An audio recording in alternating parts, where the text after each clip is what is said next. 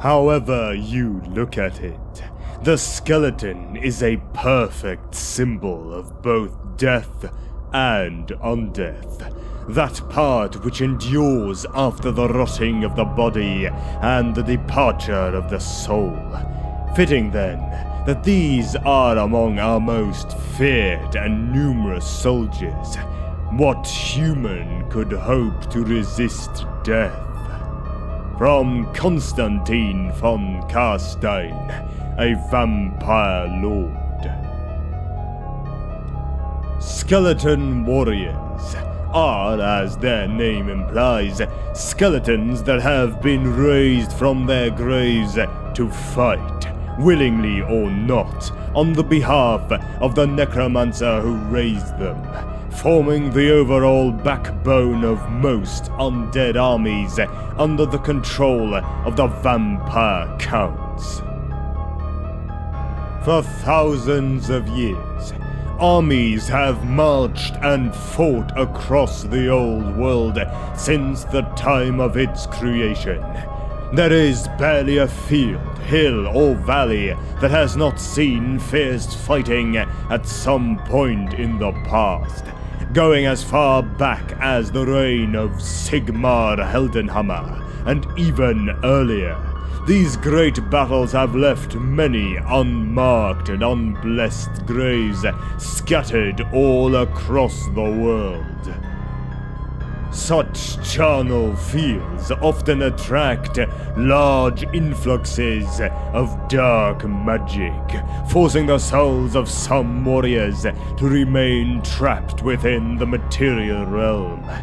Some are the spirits of men betrayed by their commanders, others of cowards who were cut down as they ran, or of those who died a violent and unexpected death. Unable to find peace due to their actions, these spirits are forever bound to the dead corpse that lies within the earth. Beneath the mud lie the grave-stained bones of these bitter ancient warriors. Long held beneath the earth, they are clad in corroded armor, their lifeless hands still gripping the swords, axes, spears, and shields they held during the time of their death. Provided their remains have not been blessed by the rites of Mor, a spirit is therefore vulnerable to the sorcerous abilities of a necromancer or vampire, where they use the coiling energies of dark magic to instill a semblance of life and a flicker of spirit into these dormant warriors. As the regiments of past massacres claw their way to the surface, their empty eye sockets have been known to glow an eerie light, a small flicker of semblance of their former personality. Silently, these corpses would gather together in a semblance of their old ranks, mutely awaiting the commands of their new lord, as the remains of their tattered banners flap in the unnatural breeze of their creation. Though a skeleton no longer possesses flesh to cut, nor organs to pierce, a well-aimed blow can still destroy it and release the spirit that is trapped within. Dark magic is used to replace flesh that has long since been dissolved from the bones, but an arrow or sword thrust can disrupt the magic that binds the ancient bones of these soldiers together.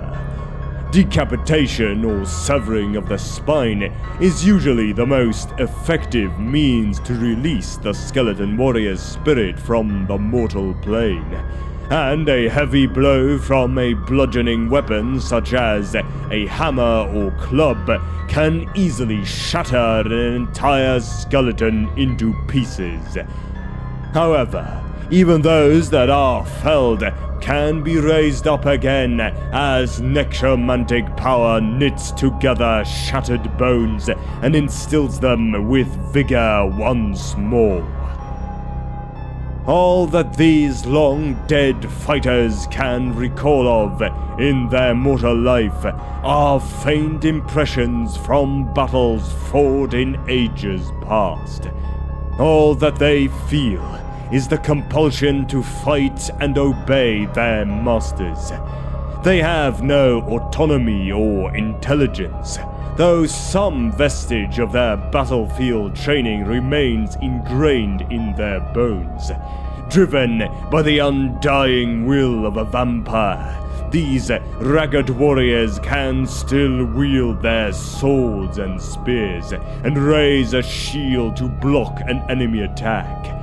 A mortal who dares to fight an army of skeletons is confronted by rank upon rank of ghastly apparitions.